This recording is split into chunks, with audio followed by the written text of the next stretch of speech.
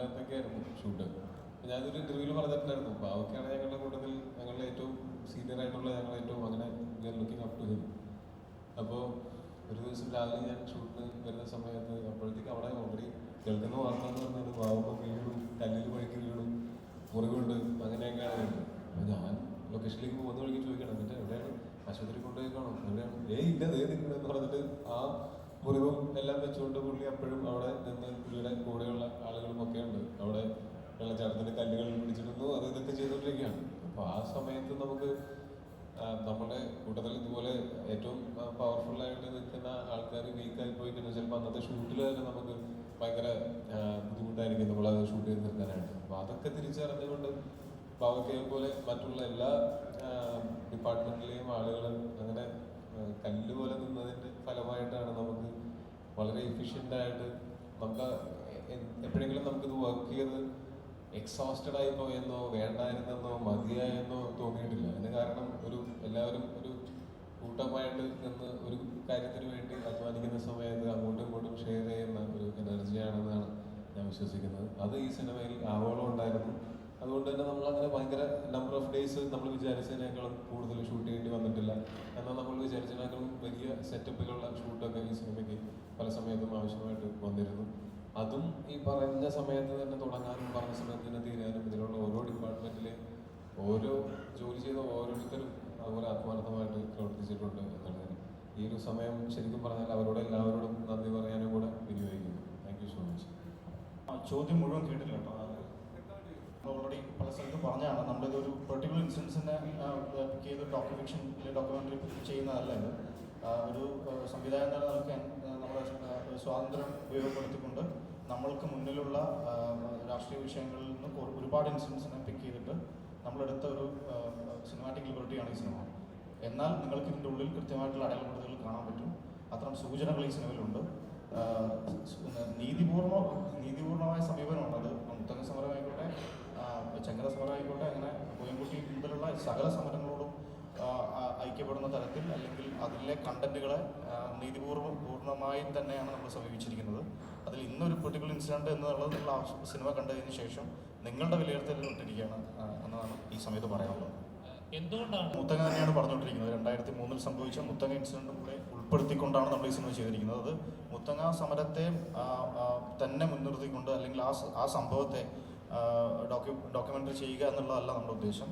നമ്മൾക്ക് മുൻകാലങ്ങളിൽ നടന്നിരുന്ന മഹാരഥന്മാരായിട്ടുള്ള സംവിധായകർ, എഴുത്തുകാർ, M T sir, IVC sir, പിണക്കി പണിക്ക് സാറൊക്കെ അതാത് കാലത്തെ രാഷ്ട്രീയ വിഷയങ്ങളെ പരോക്ഷമായും പ്രത്യക്ഷമായും വിമർശിച്ച സിനിമകൾ ചെയ്തിരുന്നു. അപ്പോൾ അത്തരത്തിലുള്ള ബോധ്യങ്ങൾ വെച്ച് അബിൻ ആണ് ഇതിൻ്റെ തിരക്കഥ എഴുതിയിരിക്കുന്നത്. അബിൻ്റെ തിരക്കഥയ്ക്ക് യോജിച്ച തരത്തിൽ എൻ്റെ രാഷ്ട്രീയ ബോധ്യങ്ങളും സാമൂഹിക ബോധ്യങ്ങളും മാനവിക ബോധ്യങ്ങളും ഉൾപ്പെടുത്തിക്കൊണ്ടാണ് നമ്മൾ ഈ സിനിമ ട്രീറ്റ് ചെയ്തിരിക്കുന്നത്. അത് തീർത്തും ഒരു കൊമേഴ്ഷ്യൽ എൻ്റർടൈൻമെൻറ്റ് പാക്കേജും കൂടെ ആ സിനിമയിലുണ്ട്. അതിൻ്റെ സ്കെയില്, അത് എക്സിക്യൂട്ട് ചെയ്ത ലെവൽ, ഇത്രയും ടെക്നീഷ്യൻ ബാവയ്ക്ക് അടക്കമുള്ള ഷമീർ, ജയ്സേട്ടൻ, രംഗേട്ടൻ, അതുപോലെ അഭിനയിച്ചിരിക്കുന്ന ടോബി, സുരാജേട്ടൻ, ചേരൻ സാർ, അങ്ങനെ പ്രേംവദ, ആര്യ, പ്രണവ്, അങ്ങനെ നിരവധിയായിട്ടുള്ള ടെക്നീഷ്യന്മാരുടെയും ആർട്ടിസ്റ്റുകളുടെയും പരിശ്രമ ഫലമായി ഉണ്ടാകുന്ന ഒരു വലിയ സ്കെയിൽ സിനിമയായിട്ടാണ് ഇതിനെ നിങ്ങൾ റീഡ് ചെയ്യേണ്ടത്. അതിൻ്റെ അകത്തുള്ള വരികൾക്കിടയിലുള്ളത് നിങ്ങൾ തിയേറ്ററിലിരുന്ന് കൃത്യമായി നിങ്ങളൊരു ഊഹം വെക്കുന്നതിനപ്പുറത്ത് തിയേറ്ററിലിരുന്ന് നിങ്ങൾ കണ്ടിട്ട് അതിൽ നിങ്ങൾക്ക് എന്ത് റീഡിംഗ് ആണ് കിട്ടുന്നതിനുള്ള ചോദ്യങ്ങളെ ഉത്തരം പറയുന്നതായിരിക്കും കുറച്ചും കൂടി നമ്മുടെ ഭാഗത്ത് സത്യസന്ധമാവുക എന്നാണ് ഈ സമയത്ത് നമുക്ക് തോന്നുന്നത്. ഒരു കാര്യം കൂടെ ആഡ് ചെയ്തോട്ടെ, ഈ സിനിമയിൽ നമ്മൾ പറയുന്നത് വളരെ പ്രാധാന്യമുള്ളൊരു വിഷയം തന്നെയാണ്. പക്ഷെ അത് ഈ നേരത്തെ ഞങ്ങൾ പറഞ്ഞ പോലെ ഇത് ഫിക്ഷണൽ തന്നെയാണ്. ഫിക്ഷണലായിട്ടുള്ള ഒരു കഥയിലേക്ക് നമ്മൾ കണ്ടിട്ടുള്ള ഇൻസിഡൻസിൽ നിന്ന് നമ്മൾ അതിൽ നിന്ന് ഇൻസ്പിറേഷൻസ് ഉൾക്കൊണ്ടിട്ടുണ്ട് എന്നുള്ളതല്ലാതെ ഏതെങ്കിലും ഒരു പെർട്ടിക്കുലർ ഇൻസിഡൻറ്റിൻ്റെ ഷോർട്ട് ബൈ ഷോർട്ട് ഡോക്യുമെന്റേഷനേ അല്ല ഈ സിനിമ. അത് ഈ സിനിമ കാണുമ്പോഴും നിങ്ങൾക്ക് മനസ്സിലാവും. അതിനകത്ത് പറഞ്ഞിരിക്കുന്ന വിഷയം പോലെ തന്നെ അല്ലെങ്കിൽ അതിനേക്കാൾ ഒരുപടി കൂടുതൽ ഈ സിനിമയിൽ അതെങ്ങനെ പറഞ്ഞിരിക്കുന്നു, അതിന് നമ്മൾ ഉപയോഗിച്ചിരിക്കുന്ന സങ്കേതങ്ങൾ എന്തൊക്കെ, നമ്മളുടെ സിനിമയുടെ ക്വാളിറ്റി, സിനിമയിലെ ഓരോ ഡിപ്പാർട്ട്മെന്റിലും വർക്ക് ചെയ്തിട്ടുള്ള ആൾക്കാർ പുട്ടിൻ ചെയ്തിട്ടുള്ള എഫേർട്ട്, അതുകൊണ്ട് വന്നിട്ടുള്ള ഔട്ട്പുട്ട് എന്നുള്ളത് തന്നെയാണ് ഈ സിനിമയുടെ മേന്മയായിരിക്കുക. അത് എന്ത് വിഷയം പറയുന്നു എന്നുള്ളത് പോലെ തന്നെ ഇമ്പോർട്ടൻ്റ് ആണ് അത് എങ്ങനെ പറഞ്ഞിരിക്കുന്നു എന്നുള്ളത്. വിഷയമല്ല, ഈ പറഞ്ഞിരിക്കുന്ന വിഷയം മാത്രമല്ല നമ്മൾ ഇതിന്റെ ഒരു മേന്മയായിട്ട് അതുകൊണ്ട് നിങ്ങൾ ഈ സിനിമ കാണണം എന്ന് നമ്മൾ ഒരിക്കലും പറയില്ല. നേരെ മറിച്ച് ഈ സിനിമ നമ്മൾ എടുത്തു വെച്ചിരിക്കുന്നത് ഒരു സിനിമയായിട്ട് നിങ്ങൾ തിയേറ്ററിൽ ഇത് കാണുമ്പോൾ തുടക്കം മുതൽ അവസാനം വരെ ആ സിനിമയിൽ നിങ്ങൾ എൻഗേജ്ഡ് ആയിരിക്കും. ആ സിനിമ നിങ്ങളെ ചിന്തിപ്പിക്കും. സിനിമ കണ്ടിറങ്ങിയതിന് ശേഷവും ആ സിനിമ അത് അത് നമുക്കൊരു അതിനകത്തുള്ള ഫിൽം മേക്കിങ്ങും അതിനകത്ത് നമ്മൾ ഉപയോഗിച്ചിട്ടുള്ള ടെക്നിക്കൽ എലിമെന്റ്സും ഒക്കെയാണ് ആ ഒരു എക്സ്പീരിയൻസ് നിങ്ങൾക്ക് തരിക. ഇതിനകത്ത് പറഞ്ഞിരിക്കുന്ന വിഷയം അത്ര പ്രാധാന്യത്തോടുകൂടി തന്നെയാണ് നമ്മൾ നോക്കി കണ്ടിരിക്കുന്നത്. അത് ഈ തെറ്റിദ്ധരിക്കരുത്. അതായത് നമ്മൾ ഇതാണ് ചരിത്രം, ഇതാണ് സംഭവിച്ചത് എന്ന് പറഞ്ഞ് ഞങ്ങൾക്ക് ഇത് മുന്നോട്ട് വയ്ക്കാൻ പറ്റില്ല. കാര്യം നമുക്ക് ഒരു സിനിമ എന്നുള്ള നിലയ്ക്കുള്ള ഒരു ഫിക്ഷണൽ ആയിട്ടുള്ള എലമെന്റ്സ് നമ്മൾ ആഡ് ചെയ്തിട്ടുണ്ട്. എൻ്റെ കഥാപാത്രം ഈ സിനിമയിൽ ഒരു ഫിക്ഷണൽ കഥാപാത്രമാണ്. പല കഥാപാത്രങ്ങളും അതുപോലത്തെ ഭൂരിഭാഗം കഥാപാത്രങ്ങളും അങ്ങനത്തെ ഫിക്ഷണൽ കഥാപാത്രങ്ങൾ തന്നെയാണ്.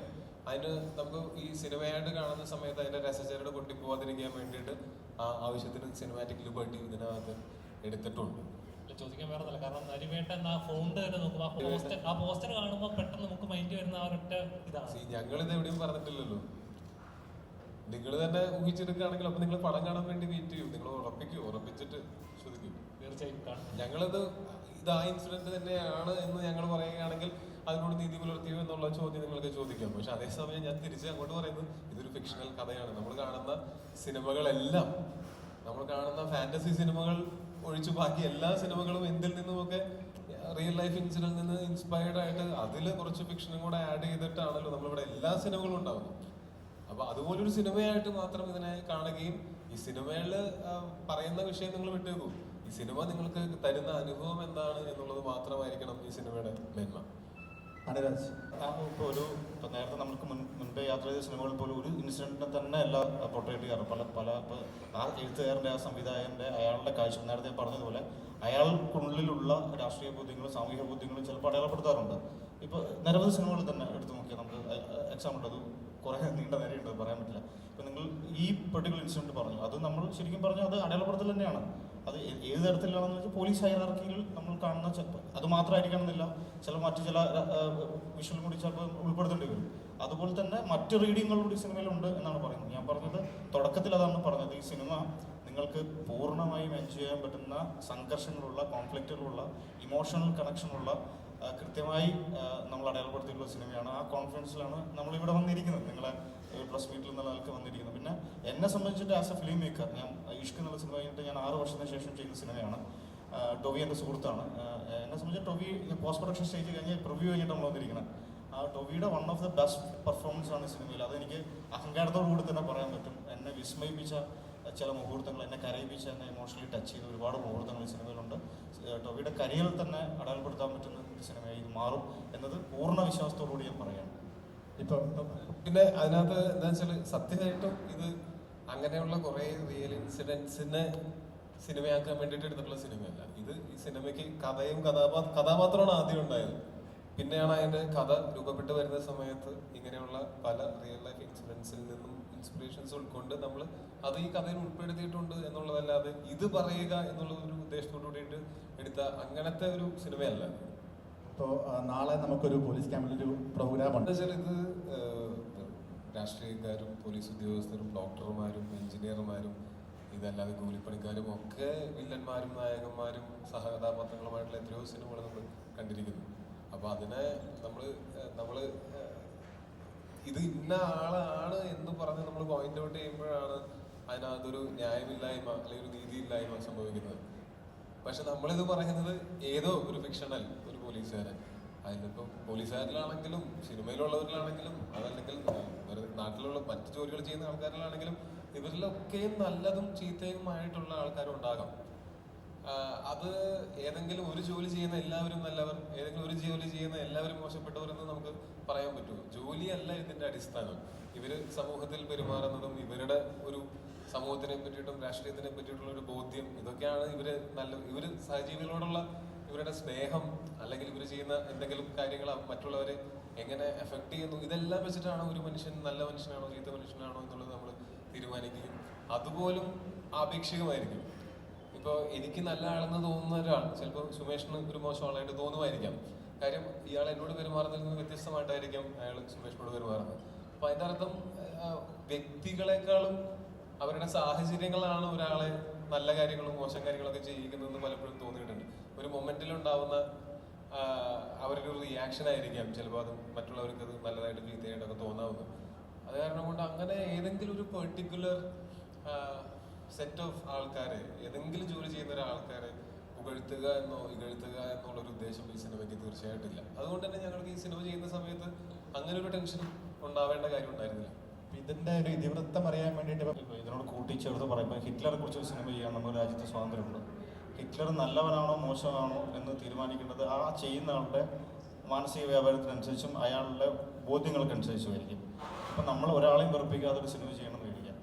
രാവിലെ ഒരു ആ സിനിമയിൽ നമുക്ക് കാണിക്കാൻ പറ്റുന്നത് സൂര്യൻ ഉദിക്കുക, പൂ വിരിയുക, ഇതേ കാണിക്കാൻ പറ്റുള്ളൂ. രാഷ്ട്രീയ ബോധ്യങ്ങൾ നമ്മൾ പറയുമ്പോൾ ചില സാധനങ്ങൾ ഞാൻ പറഞ്ഞതാണ്, നമ്മൾക്കുള്ളിലേക്ക് പത്രങ്ങളിലൂടെയും നമ്മുടെ ഒബ്സർവേഷനിലും നമുക്കുള്ളിൽ കിട്ടുന്ന ചില ഇൻഫർമേഷൻസ് ഉണ്ട്. അത് വെച്ചിട്ടായിരിക്കും ഒരു തിരക്കഥ ചിലപ്പോൾ തിരക്കഥാർത്ഥത്തിൽ രൂപപ്പെട്ടുണ്ടാവുക. അതിലൊരു സംവിധായകൻ ഐക്യപ്പെടുന്നു ആ തിരക്കഥയോട്. അപ്പോൾ അയാൾക്ക് ഉള്ളിലുള്ള ചില കാര്യങ്ങളും കൂടെ അതിനോട് ഐക്യപ്പെടേണ്ടി വരും. അങ്ങനെ രണ്ടുപേരുടെ കൂട്ടായ ഐക്യപ്പെടലിൻ്റെ ഭാഗമായിട്ടാണ് ഇപ്പോൾ ടോവിയെ പോലത്തെ ആർട്ടിസ്റ്റ് വരുന്നത്. നമ്മൾ ടീമായിട്ട് വർക്ക് ചെയ്യുന്നു. ഇപ്പം വർഗീസ് പീറ്റർ എന്നുള്ളൊരു കഥാപാത്രത്തിൻ്റെ കുട്ടനാട്ടിൽ നിന്ന് വയനാട്ടിലേക്കുള്ള യാത്രയാണ് ആ സിനിമ. ആ സിനിമയ്ക്കകത്ത് ഉള്ള ലേയേഴ്സിനെ കുറിച്ചാണ് നമ്മൾ ഡിസ്കസ് ചെയ്യുന്നത്. അത് നിങ്ങൾ എൻ്റർടൈൻ ചെയ്യുന്ന ലേയേഴ്സ് ആയതുകൊണ്ടാണ് നമ്മൾ ഈ ഡിസ്കഷൻ പോലെ ഇപ്പോഴും പോയിക്കൊണ്ടിരിക്കുന്നത് എന്നുള്ളതാണ്. ആ പോസിറ്റിവിറ്റിയാണ് ഞാനിപ്പോൾ ഉള്ളിലേക്ക് എടുക്കുന്നത്. പിന്നെ സിനിമ ചെയ്യുമ്പോൾ നമുക്ക് ഉറപ്പായിട്ടും സിനിമയാണ്, ഇത് ആർട്ടാണ്. അപ്പോൾ അതിൽ നമ്മൾ സംവദിക്കേണ്ടതും കലഹിക്കേണ്ടതും യുദ്ധം ചെയ്യേണ്ടതായ ചില വിഷയങ്ങളുണ്ടാവും. ആത്യന്തികമായി കല കമ്മ്യൂണിക്കേറ്റ് ചെയ്യപ്പെടണം എന്നുള്ളതാണ് അതിൻ്റെ ഉദ്ദേശം. അത് കമ്മ്യൂണിക്കേറ്റ് ചെയ്യണം. അങ്ങനെ കമ്മ്യൂണിക്കേറ്റ് ചെയ്യാൻ പറ്റുന്ന ഒരു സിനിമയായിട്ടാണ് ഇത് 23-ാം തീയതി നിങ്ങളിലേക്ക് എത്തുക എന്നുള്ളത് പൂർണ്ണ വിശ്വാസമുണ്ട്. ഇവിടെ ഇപ്പം അതായത് ഒരു സിനിമ കൊണ്ടോ കല കൊണ്ടോ ഒരു സമൂഹത്തിൽ പൂർണ്ണമായ രീതിയിൽ നീതി നടപ്പാക്കാനൊന്നും പറ്റത്തില്ല. അങ്ങനെ നീതി നടപ്പാക്കുന്നതിനെ പറ്റി പോസിറ്റീവായിട്ട് ആലോചിക്കാൻ ഈ ഉത്തരവാദിത്തപ്പെട്ട ആളുകളെ പ്രേരിപ്പിക്കാം, അവരെ ഇൻസ്പയർ ചെയ്യാം. അത്രമാത്രമേ ഒരു കലയ്ക്ക് ചെയ്യാൻ പറ്റുള്ളൂ. അതിൽ എന്താ പറയുക, നരിവേട്ട ആ രീതിയിലുള്ള ചിന്ത ഉണ്ടാക്കും എന്നുള്ളൊരു ശുഭപ്രതീക്ഷ നമുക്കുണ്ട്. ചർച്ചയ്ക്കിംഗ് ആണ് ആക്ച്വലി സിനിമ ചെയ്യേണ്ടത്. ഒരു മനുഷ്യനെ ആഴത്തിൽ ചിന്തിപ്പിക്കാൻ പറ്റുന്ന ഒരു എലമെൻറ്റും കൂടെ അതിൽ ഉണ്ടാവുക എന്തുകൂടിയാണ് സിനിമ കൊണ്ട് അല്ലെങ്കിൽ ഏത് ആർട്ട് ഫോമാറ്റും കൊണ്ട് കമ്മ്യൂണിക്കേറ്റ് ചെയ്യാൻ ഉദ്ദേശിക്കുന്ന ചിലതെങ്കിലും. അപ്പോൾ ഈ സിനിമ കൊണ്ട് നമ്മൾ ഉദ്ദേശിക്കുന്നതും അത് തന്നെയാണ്. എവിടെയാണ് അടിച്ചമർത്തപ്പെട്ട ആൾക്കാർ ഇപ്പോഴുള്ളത്, അവരുടെ നീതി എവിടെ പോയി, അവരെക്കുറിച്ച് എന്താണ് ഇപ്പോൾ ചർച്ച ചെയ്യാത്തത്, അവർക്ക് പൂർണ്ണമായി നീതി കിട്ടുന്നുണ്ടോ, അവരുടെ ജീവിത ശൈലി എങ്ങനെയാണ്. ഇപ്പോൾ ആർല ഫാമിൻ്റെ കാര്യം ഞാൻ പറയാമല്ലോ. ആർല ഫാം എൻ്റെ വീടിൻ്റെ തൊട്ടടുത്തുള്ള സ്ഥലമാണ്. ആദിവാസി സെറ്റിൽമെൻറ്റ് ഫാമാണത്. അതിൻ്റെ വീടിൻ്റെ തൊട്ടടുത്താണ്. 16 പേരെ കൊന്ന ഒരു ആന അതിൻ്റെ അകത്തുണ്ട്. കഴിഞ്ഞ 4 മാസം മുൻപ് ഒരു ദമ്പതികളെ ആന ചവിട്ടിക്കൊന്നു. അത് ഇവിടെ എത്ര മാധ്യമങ്ങളിൽ നോട്ട് ചെയ്യപ്പെട്ടൊരു വാർത്തയായിട്ട് വന്നിട്ടുണ്ട്. അപ്പം എവിടെയാണ് ചില സമൂഹങ്ങളെ നമ്മൾ മാർക്ക് ചെയ്യപ്പെടുന്നത്? ചില സമൂഹങ്ങൾ മുന്നോട്ട് വരുന്നുണ്ടോ? മുന്നോട്ട് വരണമെങ്കിൽ നമ്മൾ എന്ത് ചെയ്യണം? അവരെ നമ്മളെപ്പോലെ ആക്കുവാണോ? നമ്മളെപ്പോലെ വസ്ത്രം, നമ്മളെപ്പോലെ പാർപ്പിടം, നമ്മളെപ്പോലുള്ള ആഹാര രീതികൾ അതാണോ? അല്ലെങ്കിൽ തനതായി അവരെ അങ്ങനെ തന്നെ നിലനിർത്തിക്കൊണ്ട് അവർക്കുള്ള ഒരു എക്കോസിസ്റ്റം ബിൽഡ് ചെയ്യുകയാണോ വേണ്ടത്? ഇതൊക്കെ ചർച്ച ചെയ്യേണ്ടത് എവിടെയാണ്? ഇത് ചൂണ്ടിക്കാണിക്കാനേ ആർട്ടിന് പറ്റുള്ളൂ. ഇത് തീരുമാനം എടുക്കേണ്ടതും അതിൽ നീതി നടപ്പാക്കേണ്ടതും അതാത് സംവിധാനങ്ങളാണ്. അതാണ് സിനിമയുടെ 2 ഭരണകൂടമാണല്ലോ എന്നുള്ളത്.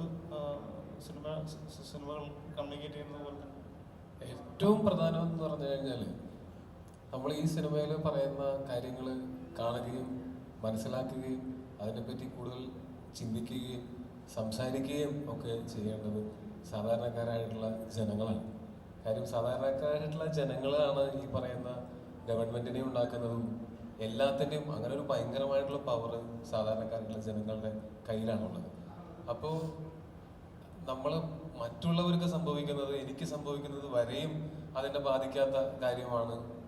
മറ്റൊരാൾക്ക് എതിരെ ഒരു അതിക്രമം, ഒരു അടിച്ചമർത്തൽ ഒക്കെ നടക്കുന്ന സമയത്ത് അത് എന്നിലേക്ക് എത്തുന്നത് വരെ മിണ്ടാതിരിക്കുക എന്ന് പറയുന്നത് അത് വളരെ കൺവീനിയൻ്റ് ആയിട്ടുള്ളൊരു കാര്യമാണ്. പക്ഷെ ആ കൺവീനിയൻസിനേക്കാൾ സാമൂഹ്യ ജീവികളായിട്ടുള്ള നമ്മൾ ചിന്തിക്കേണ്ടത് നമ്മളുടെ അതേ എന്താ പറയുക അവകാശങ്ങളുള്ള ആളുകൾ അവർക്ക് വേണ്ട രീതിയിൽ ജീവിക്കാനുള്ള സൗകര്യങ്ങളില്ലാതെ ജീവിക്കുന്ന സമയത്ത് നമുക്ക് സൗകര്യങ്ങളുണ്ടെങ്കിൽ നമുക്ക് അവർക്ക് വേണ്ടി എന്തെങ്കിലും നമ്മളുടെ ഭാഗത്തുനിന്ന് ഒന്നും ചെയ്യാൻ പറ്റില്ലെങ്കിൽ അവർക്ക് വേണ്ടി സംസാരിക്കാനും അവർക്ക് വേണ്ടി നേരിട്ട് അവിടെ എത്തി എന്തെങ്കിലും കാര്യങ്ങൾ ചെയ്യാനുള്ള സാഹചര്യമില്ലെങ്കിൽ പോലും അവർക്ക് വേണ്ടി സംസാരിക്കാനോ അവരുടെ ഭാഗത്തുനിന്ന് ചിന്തിക്കാനോ എങ്കിലും നമുക്ക് എല്ലാവർക്കും സാധിക്കുക എന്നുള്ളതാണ്. അങ്ങനെ അവരുടെ ഭാഗത്തു നിന്ന് ചിന്തിക്കാൻ ഈ സിനിമ പ്രേരിപ്പിക്കുമായിരിക്കും. അങ്ങനെ ഒരു വലിയ സമൂഹം അവരുടെ ഒരു കളക്റ്റീവ് കോൺഷ്യസ്നെസ്സിൽ അവരങ്ങനെ ചിന്തിച്ചാൽ ഇവിടെ വലിയ മാറ്റങ്ങളുണ്ടാവും. നമ്മൾ സഹജീവികളെ സ്നേഹിക്കാനും ബഹുമാനിക്കാനും അവരെന്താണോ അങ്ങനെയുള്ള രീതിയിൽ അവരെ ബഹുമാനിക്കാനും മറ്റുള്ളവരെ എല്ലാവരെയും നമ്മളെപ്പോലെ ആക്കാൻ ശ്രമിക്കാതെ അവരെന്താണോ അവരുടെ ദി ബെസ്റ്റ്, അവർക്ക് ആവശ്യമുള്ളതും അവരർഹിക്കുന്നതും അവർക്ക് ആവശ്യമുള്ളതുമായിട്ടുള്ള നമ്മളുടെ ആവശ്യങ്ങൾ അവരിലേക്ക് അടിച്ചേൽപ്പിക്കാതെ അവരുടെ ആവശ്യങ്ങൾ എന്താണെന്ന് മനസ്സിലാക്കാനും അതിനു വേണ്ടി പ്രവർത്തിക്കാനും നിലകൊള്ളാനും ഒക്കെയും അവകാശമുള്ള കടമയുള്ള ഒരു ജനസമൂഹമാണ് നമ്മളെല്ലാവരും. അപ്പോൾ ആ സമൂഹത്തിന് ഇത് വിസ്മരിക്കപ്പെട്ടു പോയ കാര്യങ്ങൾ ഓർമ്മിപ്പിക്കാനും അതോ ഇങ്ങനെയൊക്കെ സംഭവിക്കുമോ എന്ന് ചിന്തിക്കുന്നവർക്ക് ഇങ്ങനെയൊക്കെ സംഭവിച്ചേക്കാം എന്നൊരു ചൂണ്ടുപലക വെച്ചു കൊടുക്കാനും ഒക്കെയാണ് നമ്മൾ ഈ സിനിമ കൊണ്ട് നമ്മൾ ശ്രമിക്കുന്നത്. 2018 നമ്മൾ അതും ഈ പറഞ്ഞ പോലെ ദാ വരുന്നു എന്ന് പറഞ്ഞ് ബിൽഡപ്പ് കൊടുത്തു കഴിഞ്ഞാൽ ചിലപ്പോൾ കാണുമ്പോൾ ഇതാണോ എന്ന് തോന്നിയേക്കാം. അതുകൊണ്ട് ഞാൻ എൻ്റെ പെർഫോമൻസിനെ ഞാൻ തന്നെ അങ്ങനെ വിലയിരുത്താറില്ല. അങ്ങനെ വിലയിരുത്തുന്നതിൽ കാര്യമില്ല. അത് നമ്മൾ ചെയ്യുന്ന സമയത്ത് എൻ്റെ വാലിഡേഷൻ, ഞാൻ ആഗ്രഹിക്കുന്ന വാലിഡേഷൻ എന്ന് പറയുന്നത് എൻ്റെ സംവിധായകനാണ് എൻ്റെ ഏറ്റവും പ്രധാനപ്പെട്ട ആദ്യത്തെ ഓഡിയൻസ്. ആ സംവിധായകനും എഴുത്തുകാരനുമാണ് ഈ കഥാപാത്രത്തിനെ സൃഷ്ടിച്ചത്. അപ്പോൾ അവര് ഇതിൽ സംതൃപ്തരാണോ, അവരാഗ്രഹിച്ച പോലെ അവരാഗ്രഹിച്ചതിനേക്കാൾ ഒരു പടിയെങ്കിലും മുകളിൽ ഇവർക്ക് എൻ്റെ പെർഫോമൻസ് കൊടുക്കാൻ പറ്റുമോ എന്നായിരിക്കും ഞാൻ ഓരോ സീൻ ചെയ്യുന്നതിന് മുമ്പ് ചിന്തിക്കുക. അപ്പോൾ ഈ സിനിമ ചെയ്യുന്ന സമയത്ത് ഇത് എൻ്റെ ക്യാരക്ടറും നല്ല ഒരു ക്യാരക്ടർ ആർക്കുള്ള പലതരം ഇമോഷൻസ് പോർട്രേ ചെയ്യേണ്ടതായിട്ടുള്ള ഒരു ക്യാരക്ടറായിരുന്നു. നമ്മൾ തുടക്കം മുതൽ അവസാനം വരെയും ആ ക്യാരക്ടറിൻ്റെ ഒരു ഇമോഷണൽ ഗ്രാഫും നമ്മൾ അങ്ങനെ തന്നെയാണ് ചിന്തിച്ചിട്ടുള്ളത്. അപ്പോൾ ഇതിൻ്റെ കഥ വായിച്ച സമയം മുതൽ ഞാൻ വളരെ എക്സൈറ്റഡ് ആയിരുന്നു ഈ സിനിമേനെ വെയിറ്റ് ചെയ്തുകൊണ്ടിരുന്നത്. മറ്റു സിനിമകൾ ചെയ്ത് ഈ സിനിമയ്ക്ക് വേണ്ടിയിട്ട് നമ്മൾ അലോക്കേറ്റ് ചെയ്തിട്ടുള്ളൊരു സമയം വരെയും ഈ സിനിമയെ പറ്റി ഞാൻ ചിന്തിക്കാതിരുന്നിട്ടില്ല, സംസാരിക്കാതിരുന്നിട്ടില്ല. അതുവരെയും എപ്പോഴൊക്കെ ഞാനും അനുരാജും സംസാരിക്കുന്നുണ്ടോ അപ്പോഴൊക്കെ നമ്മൾ ഈ സീനിൽ നമുക്ക് ഇങ്ങനെ ചെയ്യാം, ആ സീനിൽ നമുക്ക് അങ്ങനെ ചെയ്യാം എന്നൊക്കെ പറഞ്ഞിട്ട് അന്ന് മുതലേ വർഷങ്ങളായിട്ട് നമ്മൾ ഇതിൻ്റെ ഡിസ്കഷൻസിലൊക്കെ ഇതിൻ്റെ ചർച്ചകൾ നടക്കുന്നുണ്ട് എല്ലാ ദിവസവും. അപ്പോൾ ആ സമയത്ത് വയനാടായിരുന്നു ഷൂട്ട്. ഞാൻ എല്ലാത്തിനും ഡിറ്റാച്ച്ഡ് ആയിട്ട് ഷൂട്ട്, പിന്നെ എൻ്റെ അവിടുത്തെ വയനാട്ടിലുള്ള ചെറിയ മലകയറ്റവും അവിടുത്തെ സുഹൃത്തുക്കളുമായിട്ടുള്ള സമയം സ്പെൻഡ് ചെയ്യുന്നതും അങ്ങനെയൊക്കെ തന്നെ ആയിരുന്നുണ്ടായിരുന്നു. ഞാൻ വീട്ടിലേക്ക് തന്നെ അതിൻ്റെ ഇടയ്ക്ക് വന്നിരിക്കുന്നത് വളരെ ചുരുക്കമാണ് ഈ വയനാട് ഷൂട്ട് ചെയ്യുന്ന സമയത്ത്. അപ്പോൾ ആ സമയത്ത് നമ്മൾ നല്ല ഏകാഗ്രതയും ഒക്കെ ആയിരിക്കും. സമയത്തിന് ഉറങ്ങുന്നു, സമയത്തിന് എഴുന്നേൽക്കുന്നു, മറ്റൊരു കാര്യങ്ങളിലേക്കും നമ്മൾ ഡിസ്ട്രാക്റ്റഡ് ആവുന്നില്ല. നമ്മൾ ഇതിലേക്ക് മാത്രമായിട്ടാണ് നമ്മൾ നിൽക്കുന്നത്. അപ്പം അങ്ങനെയൊക്കെ ചെയ്യുന്ന സമയത്ത് നമ്മൾ അതും ഈ കഥാപാത്രത്തിൻ്റെ ഷൂസിൽ നിന്ന് ചിന്തിക്കേണ്ടി വരും. നമ്മൾ ഇത്രയും ഇൻറ്റൻസ് ആയിട്ടുള്ള ഒരു കഥാപാത്രം ചെയ്യുന്ന സമയത്ത്. അപ്പം നമ്മൾ ഒരു ടൊവിനോ തോമസ് ആയിട്ട് നിന്നിട്ട് ഞാൻ ചിന്തിച്ചാൽ എനിക്ക് മനസ്സിലാവാത്ത കാര്യങ്ങൾ ആ കഥാപാത്രത്തിൻ്റെ സാഹചര്യത്തിൽ നിന്ന് ചിന്തിച്ചു കഴിഞ്ഞാൽ മനസ്സിലാക്കാൻ പറ്റും. നമ്മൾ ഓരോ സിറ്റുവേഷൻസും ഓരോ സാഹചര്യങ്ങൾ വരുമ്പോഴാണ് നമ്മളുടെ ചിന്തകളിൽ തന്നെ നമ്മൾ പുതിയ പുതിയ കാര്യങ്ങൾ മനസ്സിലാക്കുന്നത്. ചെറുപ്പം മുതൽ നമ്മൾ വളർന്നു വരുമ്പോൾ ഒക്കെ. അപ്പോൾ ഇതിലിപ്പോൾ അതുപോലെ എന്നിട്ട് അത് നമ്മൾ സ്ക്രീനിൽ അവതരിപ്പിക്കുമ്പോൾ നമ്മൾ ശരിക്കും കരയുമ്പോഴും സിനിമയിൽ അഭിനയിക്കുന്ന സമയത്ത് കരയുമ്പോഴും ഒരേ മസിൽസ് തന്നെയാണ് ചലിപ്പിക്കപ്പെടുന്നത്. ഒരേ ടിയർ ഗ്ലാൻഡിൽ നിന്ന് തന്നെയാണ് ഈ കണ്ണീര് വരുന്നത്. നമ്മൾ ഗ്ലിസറിൻ ഇടാതെയും നമുക്ക് കരയാൻ പറ്റും. നമ്മുടെ ഈ സിറ്റുവേഷൻസ്, സിനിമയിലെ സിറ്റുവേഷൻസ് ഭയങ്കര ആത്മാർത്ഥമാണെങ്കിൽ നമ്മൾ സിനിമ കണ്ട് കരയുന്ന ആൾക്കാരല്ലേ. ഞാൻ പുസ്തകം വായിച്ചിട്ട് അതിനകത്തൊരു ഇമോഷണൽ സീക്വൻസ് വന്നാലും എൻ്റെ കണ്ണൊക്കെ നിറയുന്ന ആളാണ്. അപ്പോൾ അത് ഞാൻ അവതരിപ്പിക്കുമ്പോൾ സ്വാഭാവികമായിട്ടും അത് കുറച്ചും കൂടെ കൂടുതൽ എൻ്റെ ഉള്ളിലേക്ക് കയറുമല്ലോ. അപ്പോൾ അങ്ങനെ ഉണ്ടായിട്ടുള്ള സമയങ്ങളുണ്ട്. എനിക്ക് ഭയങ്കര അത് സിനിമ കാണുന്ന പ്രേക്ഷകർക്ക് അതേപോലെ തന്നെ അത് ഫീൽ ചെയ്യുമോ എന്നൊന്നും എനിക്കറിയില്ല. പക്ഷെ എനിക്ക് പേഴ്സണലി ഒരു സീൻ ചെയ്തുകൊണ്ടിരിക്കുന്ന സമയത്ത് അത് ഇച്ചിരി ലോങ് ടേക്ക് ആയിരുന്നു. സിനിമയിൽ വരുമ്പോൾ അത് എഡിറ്റ് ചെയ്തിട്ട് കട്ടായിട്ടായിരിക്കും അതിനിടയ്ക്ക് വേറെ ഷോട്ടുകളൊക്കെ ഉണ്ടാവും. പക്ഷെ നമ്മളൊരു മാസ്റ്റർ ഷോട്ട് പോലെ നമ്മളൊരു ദിവസം രാവിലെ വന്ന് പ്രിപ്പയർഡ് ആയിട്ട് അന്ന് ഞാനും ആ മൂഡിലായിരുന്നു. മൊത്തം ക്രൂവും കുറച്ച് സൈലന്റ് ആയിരുന്നു. എന്ന് എടുക്കാൻ പോകുന്ന സീൻ ഇതാണെന്ന് അറിയാവുന്ന കാരണം കൊണ്ട് അങ്ങനെ വന്ന് നമ്മൾ ഈ സീൻ പെർഫോം ചെയ്ത് ത്രൂ ഔട്ട് പെർഫോം ചെയ്ത് കഴിഞ്ഞപ്പോൾ അനുരാജ് സാധാരണ കട്ട് എന്ന് പറഞ്ഞിട്ട് തന്നെ കട്ട്. അപ്പൊ ഈ കട്ട് കണ്ടപ്പോൾ നമുക്ക് അനുരാജിന്റെ ശബ്ദമിടറി എന്ന് പറയുന്ന സമയത്ത് എനിക്കത് അവിടെ സ്പോട്ടിൽ വെച്ചിട്ട് PWD എനിക്ക് അവാർഡ് തന്നു. നീ ഹനുമാനല്ല സുലൈമാനല്ല ഹനുമാനാണെന്ന് പറയുന്ന പോലത്തെ ഒരു എക്സ്പീരിയൻസ് ആണ് എനിക്ക് ഉണ്ടായത്. അതാണ് നമ്മൾ സിനിമ ഇറങ്ങിയതിനു ശേഷം വരുന്ന റെസ്പോൺസുകളേക്കാൾ ഓൺ ദ സ്പോട്ടിൽ വരുന്ന പെർഫോമൻസ് ചില സമയത്ത് അങ്ങനത്തെ കയ്യടികളൊക്കെ കിട്ടുമ്പോൾ അതാണ് ആസ് എൻ ആക്ടർ നമുക്ക് ഏറ്റവും എടുക്കാൻ പറ്റുന്ന ഒരു കാര്യം. അനുരാജിന്റെ സുഹൃത്താണ്, അനുരാജ് ആ സിനിമയുടെ സംവിധായകനാണ്. അതുകൊണ്ട് ചിലപ്പോൾ അനുരാജിന് കുറച്ചും കൂടി ഇമോഷണലി ഇതിൽ ഇൻവെസ്റ്റഡ് ആയതുകൊണ്ടായിരിക്കാം ആ സമയത്ത് എൻ്റെ പെർഫോമൻസ് കൊണ്ടിട്ട് കരച്ചിൽ വന്നത്. അതുപോലെ തന്നെ പ്രേക്ഷകർക്കും ഉണ്ടാവണമെന്ന് നമുക്ക് വാശി പിടിക്കാൻ പറ്റില്ല. പക്ഷെ എനിക്ക് പേഴ്സണലി അത് ഭയങ്കര ഊർജ്ജമായിരുന്നു. അത് തന്നെയാണല്ലോ ഒരു അപ്രിസിയേഷനാണ് ഒരു കലാകാരനെ സംബന്ധിച്ചിടത്തോളം ഏറ്റവും വലിയ ഒരു ഫ്യൂവൽ എന്ന് പറയുന്നത്, മുന്നോട്ട് പോകാൻ പ്രേരിപ്പിക്കുന്നത്.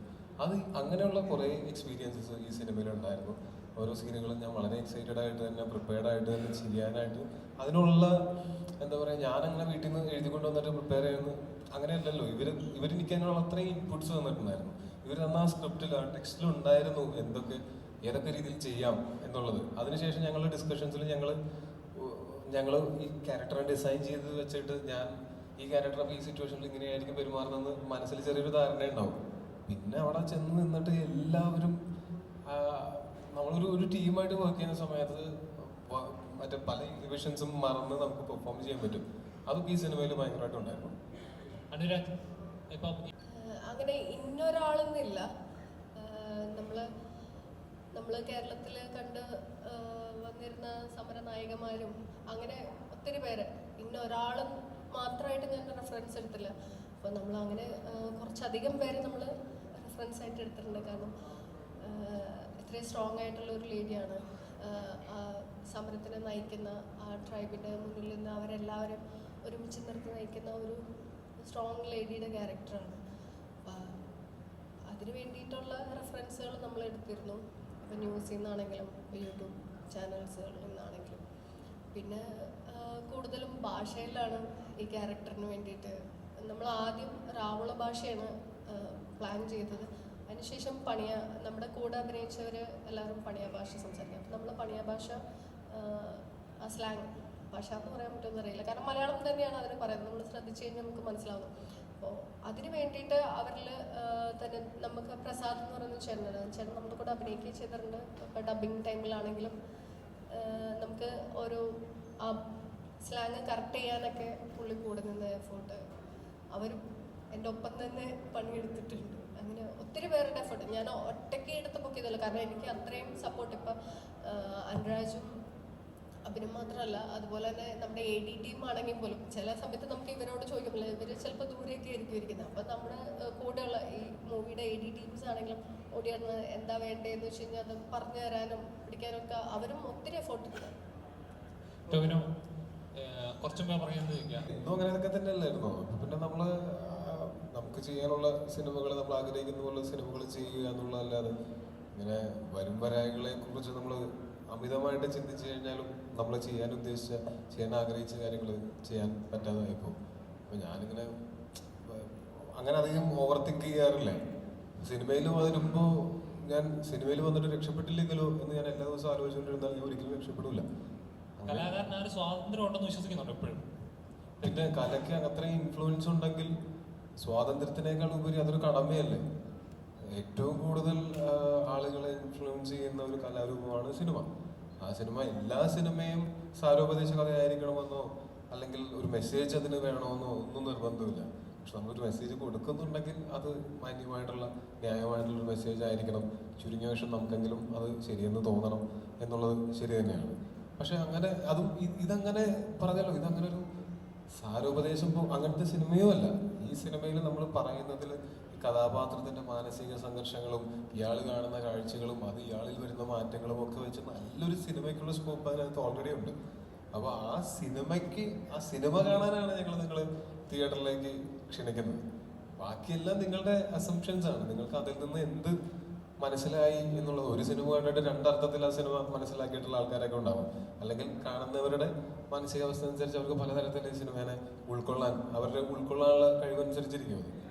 അപ്പോൾ ഈ സിനിമ ചെയ്യുന്ന സമയത്ത് നമുക്ക് അങ്ങനെ നമ്മൾ എന്തായാലും ഇതുകൊണ്ട് ഏതെങ്കിലും ഒരു പെർട്ടിക്കുലർ ആൾക്കെതിരെ ഏതെങ്കിലും വിരൽ ചൂണ്ടുകയാണെങ്കിൽ ആ വിരൽ എൻ്റെ അടക്കമുള്ള ആളുകളുടെ നേരെ ചൂണ്ടിക്കൊണ്ട് തന്നെയാണ് ഒരു ആശയം നമുക്ക് ഇതിനകത്ത് പറയാൻ പറ്റുള്ളൂ. നമ്മളെല്ലാവരും പല രീതിയിൽ പ്രിവിലേജ്ഡ് ആയിട്ടുള്ള ആൾക്കാരാണ്. നമ്മളെപ്പോഴും പക്ഷെ നമ്മുടെ മുകളിലേക്ക് മാത്രം നോക്കുള്ളൂ. നമ്മളെക്കാൾ പ്രിവിലേജ് ഉള്ളവരെ മാത്രമേ നമ്മൾ ശ്രദ്ധിക്കുകയുള്ളൂ. നമ്മളെക്കാൾ പ്രിവിലേജ് കുറഞ്ഞവരും ഉണ്ടാവും. അപ്പോൾ അവർക്ക് ചിലപ്പോൾ ഇങ്ങനൊരു സിനിമ ചെയ്ത് ഇങ്ങനൊരു ആശയം പറയാനായിട്ട് പറ്റിയെന്ന് വരില്ല. അപ്പോൾ നമ്മൾ പറയുന്ന സിനിമയിൽ അങ്ങനെ ഒരു ആശയം കൂടെ കണ്ടുപോവുകയാണെങ്കിൽ അവരുടെ ഭാഗം കൂടെ ആൾക്കാർ കാണും എന്നുള്ളത് അത് ഭയങ്കര നല്ലൊരു കാര്യമല്ലേ. അതിന് വിമർശിക്കപ്പെടേണ്ടയോ അല്ലെങ്കിൽ അതിനങ്ങനെ ആക്രമിക്കപ്പെടേണ്ടയോ ഒരു ആവശ്യം ഉണ്ടെന്ന് എനിക്ക് തോന്നുന്നില്ല. അതുകൊണ്ട് ഞങ്ങൾ അങ്ങനെയൊന്നും പ്രതീക്ഷിക്കുന്നില്ല. ശരിക്കും താങ്കളുടെ അഭിപ്രായത്തിൽ ഇതൊരു ജനാധിപത്യ നാടെന്നാണോ, ജനങ്ങളുടെ മേലുള്ള ആധിപത്യമുള്ളതാണെന്നാണോ തോന്നുന്നത്? എന്നൊരു കാര്യം ചെയ്യും, ഇങ്ങോട്ട് വന്നിട്ട് മോന് പറയാനുള്ളത് എന്റെ വായിലേക്ക് കുത്തിയിട്ട് ഇങ്ങനെ അല്ലല്ല, ഞാൻ ചോദിക്കുന്നത് അതല്ല. എന്റെ ഉത്തരം നേരത്തെ ഗസ് ചെയ്ത് പറയേണ്ട കാര്യമില്ല, ചോദ്യങ്ങൾ ചോദിക്കാം. ഞാൻ ചോദിച്ചതാണ്. അല്ല, എന്റെ ഉത്തരം ഇതാണോ എന്ന് ചോദിക്കേണ്ട കാര്യമില്ല. അധികാരത്തിന്റെ പുറത്ത് എന്തൊക്കെ നടക്കുന്നുണ്ടെന്ന് നമുക്ക് ചുറ്റും അറിയാം. കാരണം പല ഇൻസിഡൻസ് നടക്കുമ്പോൾ ആദ്യം ഒന്ന് വെളിയിൽ വരുമെങ്കിലും പിന്നെ അതിന്റെ പുറത്ത് പല കാര്യങ്ങളും വന്നിട്ട് അത് മറയപ്പെടുകയാണ് ചെയ്യുന്നത്. അതിനുശേഷം അവിടെ എന്താണ് നടന്നതെന്നോ പിന്നെ എന്താണ് അവരുടെ ജീവിതമെന്നോ പലപ്പോഴും അറിയാറില്ല. അപ്പം ജനാധിപത്യം എന്ന് പറയുമെങ്കിലും പക്ഷേ ജനങ്ങളുടെ മേലുള്ള ആധിപത്യമായിട്ട് പലപ്പോഴും തോന്നിയിട്ടുള്ളത്. അതുകൊണ്ടാണ് ഞാൻ ചോദിച്ചത്. അങ്ങനെ സ്റ്റേറ്റ്മെന്റുകൾ പറയാം, ഇതല്ലേ ടോവിനോട് അഭിപ്രായം എന്ന് പറഞ്ഞിട്ട് ചോദിക്കരുത്. മനസ്സിലായോ? നിങ്ങൾക്ക് അങ്ങനെ ഒരു അഭിപ്രായം ഉണ്ടെങ്കിൽ അത് നിങ്ങൾക്ക് വിളിച്ച് പറയാം. എന്റെ അഭിപ്രായങ്ങൾ ഞാൻ കൃത്യമായിട്ട് പറയുന്നില്ലേ. അപ്പൊ ഇതല്ലേ ടോവിനോട് അഭിപ്രായം എന്ന് പറഞ്ഞാൽ ടോവിനോയ്ക്ക് പറയാതിരിക്കാൻ പറ്റൂ? അങ്ങനെയൊക്കെ ചോദിക്കണം ഭയങ്കര മോശമാണ്. പാവക്കാടാണ് ഇവിടെ ഒത്തിരി പ്രസ് മീറ്റുകളുണ്ട്. ഇങ്ങനെ ഒരു ആർട്ട് ഡയറക്ടറെ കൊണ്ട് ഇരുത്തി പ്രസ് മീറ്റ് എന്ന് വെച്ചാൽ നമ്മൾ റക്കി പരിപാടികളുണ്ടല്ലോ, ഈ ലൊക്കേഷൻ നമ്മൾ മനസ്സിലുള്ള ലൊക്കേഷൻ ഫൈൻഡ് ചെയ്യണമല്ലോ. അപ്പം എന്നെ സംബന്ധിച്ചിട്ട് ഞാൻ ഒരു വണ്ടി പോകുന്ന ലൊക്കേഷനിലായിരിക്കില്ല പലപ്പോഴും നമ്മൾ ഷൂട്ട് ചെയ്തിട്ട്. അപ്പം ഞാൻ ഇറങ്ങി നടക്കാനാണ് പതിവ്. അപ്പോൾ ബാവക്ക ആണ് എൻ്റെ പുറകിൽ, നമ്മൾ അസിസ്റ്റന്റ് ഡയറക്ടേഴ്സൊക്കെ പുറകിൽ ദൂരെയാണ്. അപ്പോൾ കിലോമീറ്റേഴ്സ് നമ്മൾ ഒരുമിച്ച് നടക്കും. കടുവ, പുലി അങ്ങനെ സകല സങ്കേതങ്ങളുള്ള കാടുകളിലാണ് പോയിക്കൊണ്ടിരിക്കുന്നത്. അപ്പം പുറകിൽ നമ്മൾ ഓർമ്മയുണ്ട്, ഒരു വെള്ളച്ചാട്ടം ക്രോസ് ചെയ്ത് പോകുമ്പോൾ ഏതാണ് ഒരു 50-60 പന്നി കൂട്ടം ക്രോസ് ചെയ്ത് ജസ്റ്റ് മിസ് നമ്മൾ ക്രോസ് ചെയ്ത് പോയി. അപ്പോൾ അവർക്ക് പുറകെ നിലനിന്നത് കൊണ്ടാണ് പുള്ളിക്ക് അതിന് എക്സ്പീരിയൻസ് ഉണ്ട്. വരും നമ്മൾ ഭ്രാന്തമായി അങ്ങനെ അലഞ്ഞു പോവാണ്. അപ്പോൾ പന്നി കുത്തി മരിക്കേണ്ടതായിരുന്നു. അപ്പോൾ അന്ന് ബാവക്കയുടെ ഒരു ഇടപെടലൊക്കെ എനിക്ക് പെട്ടെന്ന് ഇപ്പോൾ ഓർക്കുക, നമ്മുടെ കൂടെ ഇറങ്ങി നടക്കുകയും പിന്നെ നിങ്ങൾ ചോദിച്ച ചോദ്യത്തിൽ മുത്തങ്ങ സമരം അല്ല എന്നല്ല നമ്മൾ പറഞ്ഞു. മുത്തങ്ങ സമരം ചേർന്നാണ് ഈ സിനിമ. മുത്തങ്ങ സമരത്തെ നമ്മൾ ഗണ്ണിക്കുന്നില്ല. പക്ഷേ നിങ്ങൾ ആ സമയത്ത് വർക്ക് ചെയ്ത മാധ്യമപ്രവർത്തകർ മുത്തങ്ങ സമരത്തിൽ അന്ന് നിങ്ങൾ കണ്ട കാഴ്ചയെ പറ്റി ഇപ്പോൾ പറയാമോ? അത് ഇവിടെ എത്ര പേർക്ക് അറിയാം ഈ പുതിയ മാധ്യമ ഇത് നടക്കുമ്പോൾ? ഈ മുത്തങ്ങ സമരം നടക്കുന്ന സമയത്ത് എനിക്കും അതിരാജനൊക്കെ 13-14 വയസ്സാണ് പ്രായം. ഇവിടെ ഇരിക്കുന്ന ഭൂരിഭാഗം പേരും സ്കൂളിൽ പഠിക്കുകയോ അല്ലെങ്കിൽ അങ്ങനെയുള്ള സമയത്തായിരിക്കും ഉണ്ടായിരുന്നിട്ടുണ്ടാവുക. ഇവിടെ ഇരിക്കുന്ന പലരും ആ സമയത്ത് ജനിച്ചിട്ട് പോലുമില്ല. 2003 ശേഷം ജനിച്ചവരിവിടെ ഇല്ലേ? ഉണ്ടോ? ആരെങ്കിലും ഉണ്ടോ? കൈവക്കാമോ? കണ്ടോ? 2003 ശേഷം ജനിച്ചവരുണ്ട് ഇവിടെ.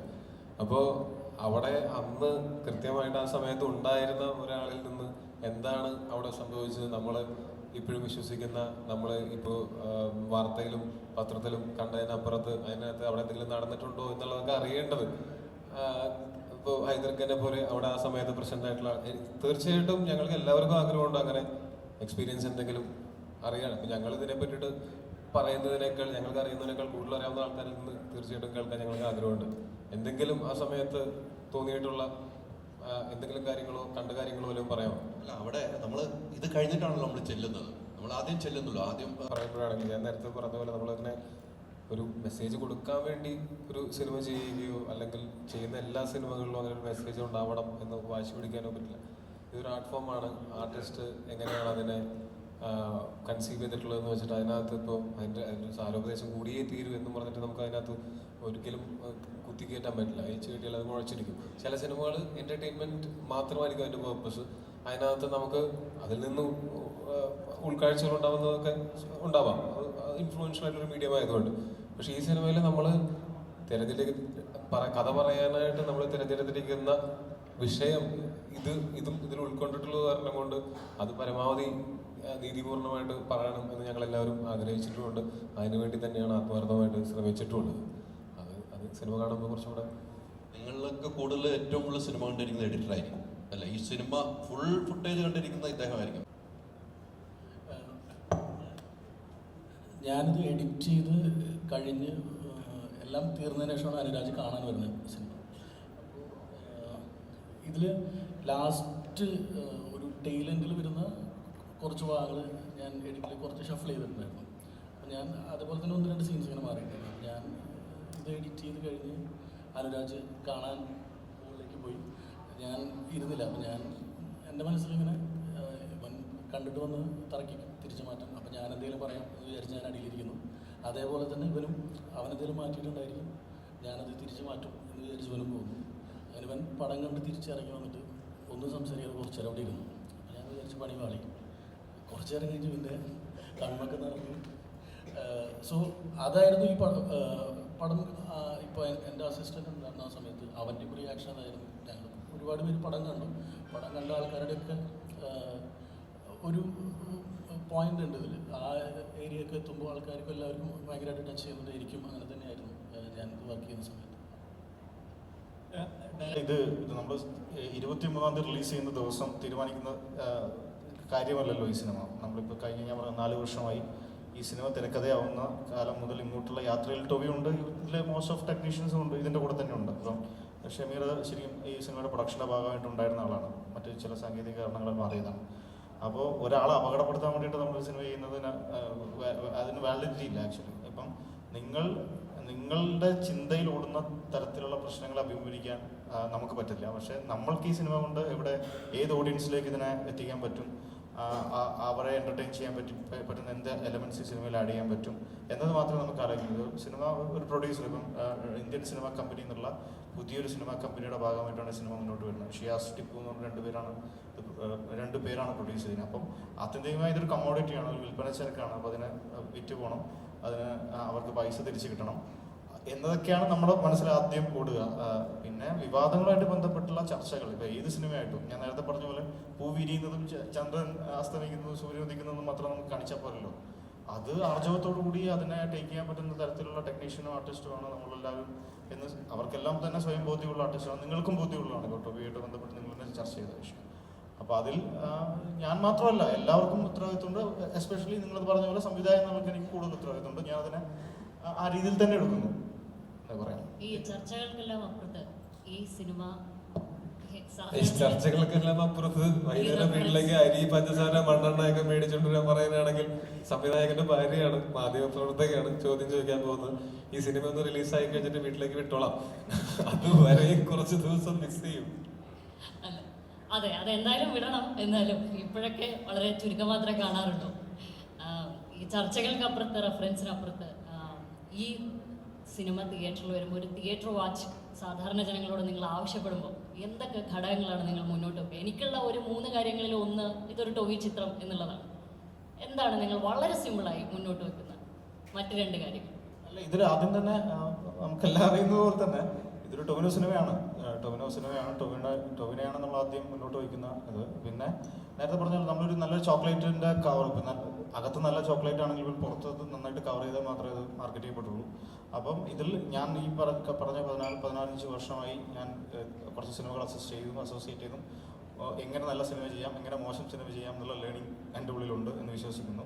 അപ്പോൾ ആ കോൺഫിഡൻസ് വെച്ചിട്ട് എല്ലാവർക്കും, ഇപ്പം നേരത്തെ പറഞ്ഞ 2003 ജനിച്ച ഒരാൾക്ക്, ഇപ്പോൾ കൗമാരക്കാരനായിട്ടുള്ള ഒരു യുവാവാണ് അയാൾ നമ്മുടെ ഇനീഷ്യൽ ഓഡിയൻസിനെ സ്വാധീനിക്കുന്ന ഒരാളാണ്. അപ്പോൾ അയാൾക്ക് കൂടി എൻ്റർടൈൻഡ് ആവുന്ന തരത്തിൽ ഉള്ള ഒരു സിനിമയാവണം. മാത്രമല്ല ഇതിൽ വാണിജ്യപരമായ മറ്റു താല്പര്യം, നേരത്തെ പറഞ്ഞാൽ പ്രൊഡ്യൂസറിന് കാശ് കിട്ടണം. ഈ 3 താല്പര്യങ്ങളാണ് അതിൽ നമ്മൾ മുന്നോട്ട് വയ്ക്കുന്ന പ്രധാനമായും. പിന്നെ നേരത്തെ ഞാൻ പറഞ്ഞത് ഒന്നുകൂടി റിപ്പീറ്റ് ചെയ്യാണ്, ടൊവിയും സുരാജേട്ടനും ചേരൻ സാറും ഇതിൽ അഭിനയിച്ച മുഴുവൻ ആൾക്കാരും എനിക്ക് തോന്നുന്നു നല്ല രീതിയിൽ അവരുടെ എഫേർട്ട് ആ സിനിമയിൽ കാണാനുണ്ട് എന്ന് തന്നെയാണ് വിശ്വസിക്കുന്നത്.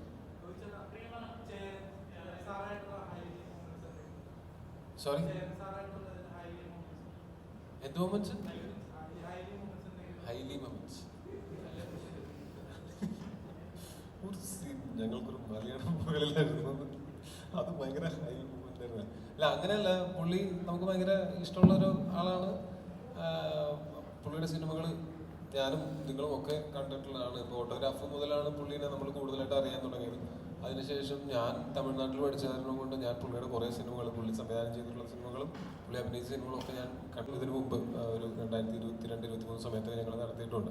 അപ്പോൾ ഒരു സിനിമയിൽ ഒരുമിച്ച് അഭിനയിക്കാനായിട്ട് അവസരം കിട്ടുമ്പോൾ അത് ഭയങ്കര അടിപൊളിയായിരുന്നു. ഞാൻ പുള്ളിയുടെ, എനിക്ക് ഏറ്റവും ഇൻസ്പയറിംഗ് ആയിട്ട് തോന്നിയിട്ടുള്ളത് പുള്ളിയുടെ റിയൽ ലൈഫ് ഒരു പുള്ളിയുടെ ശരിക്കുള്ള ജീവിതകഥ എന്ന് പറഞ്ഞാൽ പുള്ളിയുടെ അച്ഛൻ ഒരു തിയേറ്റർ ഓപ്പറേറ്റർ ആയിരുന്നു, അമ്മ ഒരു സ്കൂൾ ടീച്ചറും. അപ്പോൾ പുള്ളി പറയുന്നത് പുള്ളിക്ക് ആ സിനിമയോടുള്ള ആ ഒരു അഭിനിവേശം തുടങ്ങുന്നത് അച്ഛനിൽ നിന്നാണ്. അപ്പോൾ ടൂറിൻ ടാക്കീസ് എന്ന് പറഞ്ഞിട്ടുള്ള ഒരു തിയേറ്റർ ഓപ്പറേറ്റർ ആയിരുന്നു. അവിടെ നിന്ന് പുള്ളി ചെന്നൈയിൽ വന്ന് അസിസ്റ്റന്റ് ഡയറക്ടറായി. അവിടെ നിന്ന് പുള്ളി സിനിമയിൽ അഭിനയിക്കുന്ന, സിനിമകൾ സംവിധാനം ചെയ്യുന്ന ഒരാളായിട്ട് തിരിച്ച് വീട്ടിലേക്ക് ചെല്ലുന്ന സമയത്തുണ്ടായിട്ടുള്ള പുള്ളിയുടെ വീട്ടുകാരുടെയൊക്കെ ഒരു എക്സൈറ്റ്മെൻറ്റും ഒക്കെ പറയുമ്പോൾ എനിക്ക് ഓർമ്മ പോകുന്നത് നമ്മുടെ സിനിമ പാരഡൈസ് എന്നുള്ള സിനിമയാണ്. അപ്പോൾ അതെനിക്ക് ഭയങ്കര ഇൻട്രസ്റ്റിംഗ് ആയിട്ട് തോന്നിയായിരുന്നു. അതുപോലെ പുള്ളി ഞങ്ങളങ്ങനെ കുറേ സിനിമാ ചർച്ചകൾ ഉണ്ടായിട്ടുണ്ട്. ഇത് പ്രിയമതയോടൊരു ചോദ്യം വന്നിട്ടുണ്ടായിരുന്നു. പ്രിയമതയോട് ഞാൻ സിനിമയിലേക്ക് വരുന്നതിന് മുന്നേ അത്രയധികം ഫോളോ ചെയ്ത work one of the actors Tovino തന്നെയാണ്. ആൻഡ് എനിക്ക് വളരെയധികം ആരാധനയുള്ള ഒരു ആക്ടറാണ്. അപ്പോൾ ഡെഫിനറ്റ്ലി ഇത്രയും എക്സ്പീരിയൻസ്ഡ് ആയിട്ടുള്ള ആക്ടേഴ്സിനോട് ആക്ട് ചെയ്യുമ്പോൾ എനിക്കത് ഭയങ്കര ബെനിഫിഷ്യലാണ്. ആൻഡ് മിന്നൽ വള ഇത്രയും ഹിറ്റായതിൽ ഞാൻ വളരെയധികം സന്തോഷിക്കുന്നു. ഇപ്പം എവിടെ പോയാലും ഞാൻ ഈ പാട്ട് കേൾക്കാറുണ്ട്. ഇന്ന് രാവിലെ തന്നെ ഞാൻ ഒരു സ്ഥലത്ത് പോയപ്പോൾ ഈ പാട്ട് പ്ലേ ചെയ്യുന്നുണ്ട്. ഏത് ക്യാബിൽ കയറിയാലും ഇപ്പോൾ ഈ പാട്ടാണ്. സോ അതെനിക്കൊരു ഫസ്റ്റ് ടൈം എക്സ്പീരിയൻസ് ആട്ടോ. സോ അത് ഞാൻ വളരെയധികം ഹാപ്പിയാണ്. ഇങ്ങനത്തെ സബ്ജക്റ്റ് കേട്ടപ്പോൾ ഫസ്റ്റ് മൈൻഡിൽ വന്നത് എന്തായിരുന്നു? മൈൻഡിൽ വന്നത് ഇതിപ്പോൾ ഞാൻ ഈ പടത്തിൽ ഇല്ലായിരുന്നെങ്കിൽ, ഞാൻ ജസ്റ്റ് ആസ് എൻ ഓഡിയൻ്റ് ആണ് ഈ പടം കാണുന്നുണ്ടായിരുന്നെങ്കിൽ എനിക്ക് ഡെഫിനറ്റ്ലി തോന്നിയേനെ എന്തെങ്കിലും എനിക്ക് ഇങ്ങനത്തെ ഒരു പടത്തിൽ ഒരു ഭാഗമായാൽ നല്ലതായിരുന്നു എന്ന് തോന്നിയേനെ. അപ്പോൾ ഞാൻ വളരെ ഹാപ്പിയാണ്. ഇത്രയും അടിപൊളിയാണ്, ഇത്രയും ഇമ്പോർട്ടൻ്റ് ആയിട്ടുള്ള ഒരു പടത്തിൽ ഞാനൊരു ഭാഗമാണ്. ചിലപ്പോൾ നമുക്കൊക്കെ ഉള്ളൊരു പ്രിവിലേജ് ഇല്ലാത്ത ഒരു ജോലി ചെയ്യുന്ന ആൾക്കാരാണ് പോലീസ്, പട്ടാളം തുടങ്ങിയിട്ടുള്ള. ഇപ്പോൾ കൊറോണയുടെ സമയത്താണെങ്കിലും അല്ലെങ്കിൽ ഒരു ട്രാഫിക് പോലീസുകാരനെ ആലോചിച്ച് നോക്കും. നമുക്ക് ഇപ്പോൾ ഇപ്പോഴത്തെ നമ്മളെ കേരളത്തിലെ ചൂടിൽ നമുക്ക് ഏതെങ്കിലും തണലത്തേക്ക് കയറി നിൽക്കാനായിരിക്കും നമ്മളെപ്പോഴും ആലോചിക്കുക. അങ്ങനെ നിൽക്കുമ്പോഴാണ് നമ്മൾ ഈ യാത്രകൾ മുടങ്ങാതിരിക്കാൻ, നമ്മളെ ട്രാഫിക് ബുദ്ധിമുട്ടിലാവാതിരിക്കാൻ വേണ്ടിയിട്ട് അത്രയും ആ പുരി വെയിലത്ത് നിന്നിട്ട് അവർക്ക് വേറെ ഓപ്ഷൻ ഉണ്ടോയെന്ന് വെച്ചാൽ നമുക്കുള്ള അത്രയ്ക്കും ഓപ്ഷൻസ് ഇല്ല. ആ വെയിലത്ത് നിൽക്കുക എന്നുള്ളത് അവരുടെ ജോലിയുടെ ഭാഗമാണ്. അവർ നിൽക്കുന്നുമുണ്ട് രാവിലെ തൊട്ട് വൈകിട്ട് വരെ. ഒരു കൊറോണയുടെ സമയമാണെന്ന് വിചാരിക്കുക. കൊറോണയുടെ സമയത്ത് അവർക്ക് ചിലപ്പോൾ ഇപ്പോൾ എല്ലാവരും ഒരുപോലെ അല്ലല്ലോ.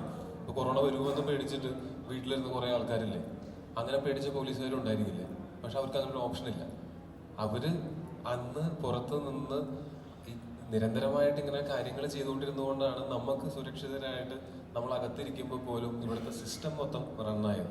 അപ്പോൾ അതിൽ ഏറ്റവും പങ്ക് വഹിക്കുന്ന ആൾക്കാരാണ് ഈ പോലീസ്, പട്ടാളം തുടങ്ങി. ആ സമയത്തും അല്ലെങ്കിൽ നിരന്തരമായിട്ട് ഇങ്ങനെ ഈ ഗവൺമെന്റിന്റെ സിസ്റ്റത്തിന്റെ ഭാഗമായിട്ട് ആളുകളുടെ ജീവിതം സ്മൂത്ത് ആക്കാൻ വേണ്ടിയിട്ട് വർക്ക് ചെയ്യുന്ന എല്ലാ വിഭാഗത്തിലുള്ള എല്ലാ ഡിപ്പാർട്ട്മെന്റിലുള്ള ഉദ്യോഗസ്ഥരുടെയും അവസ്ഥ അത് തന്നെയാണ്. അപ്പോൾ അവര് പലപ്പോഴും അവർക്ക് അവരുടെ പേഴ്സണൽ ആശയങ്ങളെക്കാളും അവരുടെ പേഴ്സണൽ ആവശ്യങ്ങളെക്കാളും അവർക്ക് സമൂഹത്തിന് അല്ലെങ്കിൽ അവരോട് ഇത് ചെയ്യാൻ പറയുന്ന സിസ്റ്റത്തിന് ഇമ്പോർട്ടൻസ്, പ്രയോറിറ്റി കൊടുക്കേണ്ടി വരുമായിരിക്കും. അങ്ങനെ ഒരു കാര്യം നമ്മൾ ഈ സിനിമയിൽ ഡിസ്കസ് ചെയ്യുന്നുണ്ട്. അപ്പം എൻ്റെ കഥാപാത്രം കടന്നു പോകുന്ന കാര്യങ്ങൾ ചിലപ്പോൾ ഈ ചോദ്യത്തിന് ഉത്തരവും ആവുമായിരിക്കും.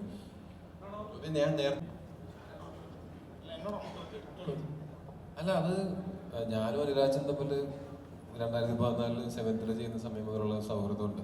അപ്പോൾ ആ സമയത്ത് തൊട്ട് നമ്മളിങ്ങനെ കഥകൾ ഡിസ്കസ് ചെയ്യലും അങ്ങനത്തെ നിരന്തരമായിട്ട് ഉണ്ടായിക്കൊണ്ടിരുന്നതാണ്. അങ്ങനെ ഇഷ്ടം നമ്മൾ ചെയ്യാം എന്നുള്ളൊരു പ്ലാനൊക്കെ ഉണ്ട്. അപ്പോൾ ഞാൻ അന്ന് ചെയ്യാനിരുന്നത്, ഞാൻ ആ സമയത്ത് ചെയ്തുകൊണ്ടിരുന്ന സിനിമകളുടെ ഡേറ്റിൻ്റെ ഒരു പ്രശ്നമുണ്ടായിരുന്നു. അപ്പോൾ ഞാൻ തന്നെയാണ് അനുരാജിനോട് പറഞ്ഞത്, അനുരാജ് വെയിറ്റ് ചെയ്യണ്ട, ഒരുപാട് വെയിറ്റ് ചെയ്ത് കഴിഞ്ഞാൽ നമ്മൾ ഒരു ഐഡിയ നമ്മൾ സിനിമയാക്കാനായിട്ട് ആഗ്രഹിച്ചിട്ട് ഒരുപാട് വെയിറ്റ് ചെയ്ത് അതേ സിമിലർ ഐഡിയാസ്, പ്രത്യേകിച്ച് ഇഷ്കല ഐഡിയ ഒക്കെ ഭയങ്കര യുണീക്ക് ഐഡിയ ആയിരുന്നു. അത് വേറെ വന്ന് ആ സിനിമ വേറെ ആരെങ്കിലും ചെയ്ത് പോയി കഴിഞ്ഞിട്ട് അനുരാജ് ഇത് അന്ന് തന്നെ എടുത്താൽ മതിയായിരുന്നു എന്നൊക്കെ ചിന്തിക്കുന്നതിനേക്കാളും നല്ലത് ആസ് എ ഫ്രണ്ട് എനിക്കും വേണ്ടിയിരുന്നതെന്ന് പറഞ്ഞാൽ അനുരാജ് ഞാൻ പേരം ചെയ്യുന്ന സമയത്ത് ജിതിൻ്റെ അടുത്തും പറഞ്ഞിട്ടുണ്ട്, വെയിറ്റ് ചെയ്യല്ലേ, നിങ്ങൾ വേറെ എന്തെങ്കിലും ചെയ്യും, അല്ലെങ്കിൽ ഈ സിനിമ തന്നെ വേറെ ആളെ വെച്ച് ചെയ്തോ എന്നൊക്കെ പറയുന്ന ആളാണ് ഞാൻ. കാര്യം വെച്ചാൽ എനിക്ക് ഭയങ്കര പ്രഷറാണ് എൻ്റെ കൂട്ടുകാർ എനിക്ക് വേണ്ടി വെയിറ്റ് ചെയ്യുന്നു എന്ന് പറയുന്ന സമയത്ത്. അങ്ങനെ അനുരാജ് പറഞ്ഞാൽ ഞാൻ ഇങ്ങനെ ചെയ്താലോ, ഇങ്ങനെ ഒരു ഓപ്ഷൻ നോക്കിയാലോ എന്ന് പറയുമ്പോൾ ഞാൻ തന്നെയാണ് അതിൻ്റെ ട്രെയിലറും ടീസറും ഒക്കെ ഞാൻ ഷെയർ ചെയ്തിട്ടുണ്ടായിരുന്നു. അപ്പോൾ എനിക്ക് അനുരാജിൻ്റെ പടം എന്ന് പറഞ്ഞാൽ എൻ്റെ പടം പോലെ തന്നെയാണ്. അതിനകത്ത് ഞാൻ ഉണ്ടെങ്കിലും ഇല്ലെങ്കിലും അത് ഷെയ്ൻ നിഗം ചെയ്തു, അത് ഗംഭീരമായിട്ട് ചെയ്തു. ആ സിനിമ ഇവിടെ നന്നായിട്ട് ചർച്ച ചെയ്യപ്പെട്ടു, എല്ലാവർക്കും ഇഷ്ടപ്പെട്ട സിനിമയായി. അത് എല്ലാ നല്ല സിനിമയും ചിലപ്പോൾ നമുക്ക് ചെയ്യാൻ പറ്റിയെന്ന് വരില്ല, പക്ഷെ അതുകൊണ്ടാണല്ലോ അനുരാജ് എനിക്ക് മറ്റൊരു സിനിമയുമായിട്ട് ഞങ്ങളിപ്പോൾ ഒന്നിക്കുന്നത്. അനുരാജ് ഒരു പുതിയ പ്രൊഡക്ഷൻ കമ്പനിയാണ്. അപ്പോൾ ഒരു ടൊവിനോ സിനിമ ചെയ്യാന്നതിനപ്പുറം എന്തായിരിക്കും അവരെ ഇതിൽ എക്സൈറ്റ് ചെയ്ത അവർക്കൊരു ഇത് കമ്മിറ്റ് ചെയ്യാനുള്ള ട്രിഗർ എന്തായിരുന്നു? ഒരു ഡയറക്ടർക്ക് എന്താ തോന്നുന്നു? അല്ല, ഈ സിനിമ ചെയ്തെടുക്കാൻ കുറച്ച് അധികം ടാസ്ക് ഉള്ള നടൻ എന്ന ആൾക്ക് കുറച്ച് പ്രിപ്പറേഷൻസ്, പിന്നെ അതിൻ്റെതായ തയ്യാറെടുപ്പുകളും അപ്പ് ആൻഡ് ഡൗൺസ് ഒക്കെ ഉണ്ട്. അപ്പോൾ എനിക്ക് ഏറ്റവും തൊട്ടടുത്ത് നിൽക്കുന്ന ആളെന്ന നിലക്ക് മാത്രമല്ല ടൊവിയെ സമീപിക്കുന്നത്. ടൊവിയിലെ നടനെ ഞാൻ പല തവണ പറഞ്ഞതാണ്, ഇപ്പോൾ ഇതിൽ തന്നെ പറഞ്ഞു, നമ്മൾ ടൊവി എന്നുള്ള നടനെ നമ്മൾ ഒബ്സർവ് ചെയ്യുന്നുണ്ട്. സുഹൃത്തിനപ്പുറത്ത് ടൊവി പല സിനിമകളും നമ്മൾ വിസ്മയിപ്പിക്കുന്നുണ്ട്. എനിക്ക് തോന്നുന്നു എൻ്റെ ഓർമ്മയിൽ പയ്യന്നൂർ ശാന്തി തിയേറ്ററിലാണ് ഞാൻ മായാനദി സിനിമ കാണുന്നത്. പയ്യന്നൂർ ശാന്തി തിയേറ്ററിൽ നിന്ന് ശരിക്കും ബസ് സ്റ്റാൻഡിലേക്ക് പയ്യന്നൂരുള്ളവർക്ക് അറിയാം, കുറേ നടക്കാറുണ്ട്, 5-6 കിലോമീറ്റർ നടക്കാറുണ്ട്. ഞാൻ ആ ഫോൺ മുഴുവൻ നമ്മൾ ആ സിനിമയെ കുറിച്ച് ചർച്ച ചെയ്ത് പെരുമ്പ പാലം കീറി നടന്ന് സ്റ്റാൻഡ് വരെ ഞാൻ ടോയോട് സംസാരിച്ച എനിക്ക് ഓർമ്മയുണ്ട്. നട്ടപ്പതരൊക്കെയാണ്. അപ്പോൾ അത് നമ്മൾക്കുള്ളിൽ സ്നേഹത്തിൻ്റെ വലിപ്പമാണെന്ന് ഞാൻ വിശ്വസിക്കുന്നു. അപ്പം ഈ സിനിമ നമ്മൾ ആദ്യം ആലോചിക്കുന്ന സമയത്ത് ടൊവി എന്നുള്ളതാണ് നമ്മുടെ മനസ്സിലാദ്യമായി വന്നത്. അതിൻ്റെ ഉത്തരമാണ് 23-ാം തീയതി നിങ്ങൾക്ക് എല്ലാവർക്കും കിട്ടേണ്ടത്. അത് ഞാനിവിടുന്ന് അല്ലെങ്കിൽ ടൊവി ഇവിടുന്ന് പറഞ്ഞിട്ട് കാര്യമില്ല. നിങ്ങൾക്ക് കിട്ടേണ്ട വളരെ എൻഗേജിങ് ആയിട്ടുള്ള, വളരെ ത്രില്ലിംഗ് മൊമെന്റ്സ് ഉള്ള, ഇമോഷണലി കണക്റ്റ് ആവുന്ന നൂലുള്ള സിനിമയാണത്. അത് ടൊവി തന്നെയാണ് അത് ഏറ്റവും ബെസ്റ്റ്. പിന്നെ പ്രൊഡ്യൂസർമാരെ പറ്റിയിട്ട് പറയുകയാണെങ്കിൽ, പ്രൊഡ്യൂസർമാർക്ക് ഈ സിനിമ ചെയ്യാനായിട്ട് ഈ സിനിമയുടെ കഥയും ഇതിനകത്തുള്ള നമ്മളെ എല്ലാവരുടെയും ആത്മാർത്ഥതയും ഒക്കെ കൃത്യമായിട്ട് മനസ്സിലാക്കുകയും ഉൾക്കൊള്ളുകയും ഒക്കെ ചെയ്തിട്ടുള്ള ആൾക്കാരാണ് ടിപ്പുവും ഷിയാസ്കയും. ഇവർ രണ്ടുപേരും അവരുടെ ആദ്യത്തെ സിനിമയാണ്. അപ്പോൾ എനിക്കും തോന്നിയതെന്ന് വെച്ചാൽ ഇവർക്ക് നമ്മൾ പറയാൻ ഉദ്ദേശിക്കുന്ന കഥ അട്രാക്റ്റഡ് ആയി തോന്നിയത് കൊണ്ടും അതുകൾക്ക് ഉൾക്കൊള്ളാൻ പറ്റിയത് കൊണ്ട് തന്നെ ആയിരിക്കണം അവരുടെ ആദ്യത്തെ സിനിമയായിട്ട് ഈ സിനിമ തന്നെ ഇവർ തീരുമാനിക്കുന്നത്. സിനിമ തുടങ്ങി പിന്നെന്താ വെച്ചാൽ അവർക്കും കിട്ടിയൊരു ഭാഗ്യം എന്ന് പറഞ്ഞാൽ അവരെ പറ്റിക്കണമെന്നോ അല്ലെങ്കിൽ അവരെ എന്താ പറയുക അവരെ വെച്ചൊരു സിനിമ ചെയ്ത് മുക്കിക്കളയാമെന്നോ അങ്ങനെയൊന്നും ചിന്തിക്കുന്ന ഒരാൾ പോലും ഈ സിനിമയുടെ ഒരു ഡിപ്പാർട്ട്മെന്റിലും വർക്ക് ചെയ്തിട്ടില്ല എന്നുള്ളത് അവരുടെയും ഭാഗ്യമാണ്. അപ്പോൾ ഒരു മ്യൂച്വലി ഞങ്ങൾ തമ്മിൽ അത് കാരണം കൊണ്ട് തന്നെ ഭയങ്കര നല്ല അടുപ്പമുണ്ട്. അവരുടെ ആദ്യത്തെ സിനിമ അവർ ചെയ്യുന്നു, അത് അവർ ഏതെങ്കിലും ഒരു പോയിന്റിൽ പ്രൊഡക്ഷൻ്റെ ഭാഗത്ത് നിന്ന് എന്തെങ്കിലും ഒരു വീഴ്ച വന്നിട്ട് പക്ഷേ ഇത് അങ്ങനെ ആയില്ലല്ലോ എന്ന് പറയാനുള്ള ഒരു അവസരം പോലും ഇന്ത്യൻ സിനിമാ കമ്പനി അവരുടെ ആദ്യത്തെ പ്രൊഡക്ഷനിൽ ഉണ്ടാക്കിയിട്ടുമില്ല. ഇപ്പോഴും ഈ ദിവസം ആണെങ്കിലും ദിവസേന ഞങ്ങളെല്ലാവരും അങ്ങോട്ടും ഇങ്ങോട്ടും ഫോണിൽ സംസാരിച്ചുകൊണ്ട് ഇനി നമുക്ക് എന്തെങ്കിലും ചെയ്യാനുണ്ടോ, അവരും ചോദിക്കുന്നത് ഇനി നമ്മൾ എന്തെങ്കിലും ചെയ്യാനുണ്ടോ, കാരണം ഇല്ല സിനിമ നമ്മൾ നല്ല വൃത്തിയായിട്ട് എടുത്തു വെച്ചിട്ടുണ്ട്, ഇനി എന്തെങ്കിലും ചെയ്യാനുണ്ടെങ്കിൽ അത് പ്രേക്ഷകർക്കാണ് എന്ന ഡിസ്കഷനിലാണ് ഞങ്ങൾ ഇപ്പോൾ ഇരിക്കുന്നത്. അപ്പോൾ അത്രയും സാധാരണ നമുക്ക് എല്ലാ സിനിമയിലും ആരെങ്കിലും ഒരാളുണ്ടാവും ഒരു കോമൺ എനിമി, പക്ഷെ ഇവിടെ അങ്ങനെയും ഉണ്ടായില്ല.